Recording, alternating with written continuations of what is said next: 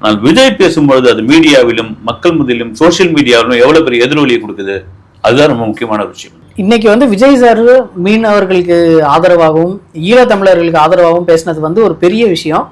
அதுல ஒரு மாபெரும் தலைவரை நம்ம இழந்துட்டோம் அப்படின்னு சொல்லி அவர் பேசியிருந்தாரு. பிரபாகரன் அப்படின்ற அவரோட பேரை சொல்லியிருக்கலாம் அப்படின்னு எனக்கு ஒரு ஃபீலிங். பட் அந்த பேரை கூட சொல்லாம விட்டாரு அப்படின்னு சொல்லி நிறைய பேர் கமெண்ட்ல போட்டு இது பண்ணிட்டு இருக்காங்க. அது நிச்சயமா ஒரு தலைவன் வழி அப்படின்ட்டு சொன்னாப்புல அந்த பேரை சொல்லியிருக்கலாம். சொல்லும் பொழுது அவ்வளவு பெரிய கைத்தட்டல்கள் வந்திருக்கும். அது ஏன் அது மூடி மறைச்சு அப்படி ஃப்ளோல சொல்லாம போயிட்டாருன்னு எனக்கு தோணுது. சொல்லிருக்கலாம் தாராளமா.